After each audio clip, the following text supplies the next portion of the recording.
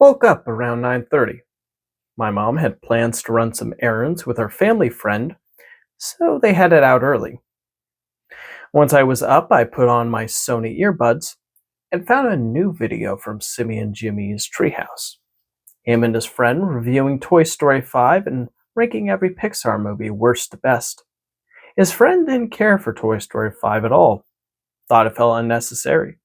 Simian and Jimmy had the exact opposite take, thought it gave a real arc to a character fans already enjoyed.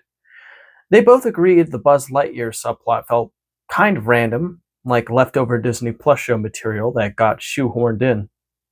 Not going into their full rankings, that's a rabbit hole on its own. One part did send me down a side quest, though. They mentioned the scene where balloons lift a whole house off its foundation, and I got curious if that's actually possible. I asked Google Gemini. The short version? Technically, yes, but not with a normal house. You need something built as one solid shell rather than separate parts, or it just tears itself apart in mid lift. And you'd need actual weather balloons, not party balloons. Something like 2,500 instead of the 1.2 million that you would need with party balloons. While I listened to all of this, there was kind of a chaotic spread I had. 4 scoops of ice cream with fudge and peanut butter, 2 slices of chocolate cream pie, 3 cups of coffee, a boiled hot dog with mayo, mustard, and ketchup and bread, and half a bagel with butter. No regrets. Somewhere there was in the podcast they talked about Foster's Home for Imaginary Friends and why people don't like Bloo. I decided to ask Gemini about that too. Turns out he was more sympathetic early on, then became more selfish and self-centered in later seasons, which tracks with a lot of syndicated shows, never really committing to full character arcs.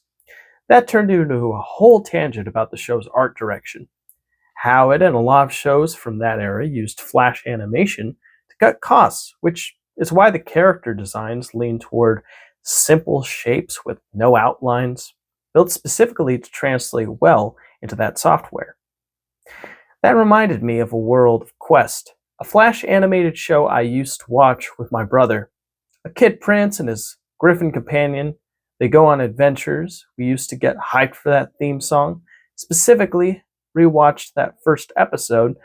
It's trying to be a little more subversive, a little mature than you'd expect, and it mostly lands somewhere between mildly funny and an occasional chuckle, rather than actually funny.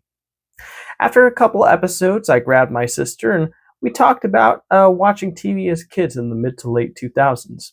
CRT televisions, rabbit ears, fighting over who controlled the remote. Back in my room, I kept listening to the podcast for a bit before switching gears. Pulled up my animation project, went back to that SpongeBob episode, picked another frame I liked, drew it, and planned to break down why it works. I got interrupted when my mom needed me to move my car, so she and my sister could head out. I got dressed, said bye, drove to work. I clocked in, started bagging things, slowed down, so I swept floors, cleaned up a glass spill, swept the break room and store floor, brought carts out to customers' cars. On my first break, grabbed some snacks for later, 5-layer bean dip and a few multivitamins to take home, and tried the bean dip with beef tallow chips. Genuinely good combo. Threw out the trash bags, then I punched out for lunch. Lunch I had a sub, the beans, the tallow, and the soda I saved from yesterday. I watched an episode of SpongeBob, Mermaid Man and Barnacle Boy 2. And this one, I decided not to take notes and just watch it. Very funny. I got a weird one-off task to toss some ice cream cake bars that were mislabeled, but otherwise totally fine when I returned from lunch. Then I did my closing duties. I did talk to the cashier, and he said he was starting to collect physical tapes because so much of his music is disappearing off of streaming. Outside with the carts, there was a random strong smell and a drone flying around. No idea what that was about. I went back inside, closing, filled out some new paperwork for the front of the store, took out the last of the trash. Then I clocked out, said bye to my manager and a coworker I don't see much anymore since Her shift changed and tried to make an excited face on the way out, but it came across more as a spooked face than an excited face, which got some strange looks. I returned home, and then I decided to take this meal that was given to me for free on the table. It was delicious. It was 2 chicken legs with some potatoes au gratin. Enjoyed that. Hung out with my sister. We talked about our favorite Pixar movies because I finished the Simian Jimmy video at the table. And then I got ready for bed by taking my vitamins, including my new multivitamins, brushing my teeth, and getting ready for bed. And yeah, that's pretty much the day in a nutshell. I will say one correction. Earlier in the video, I was reading off of a teleprompter, but I did ask.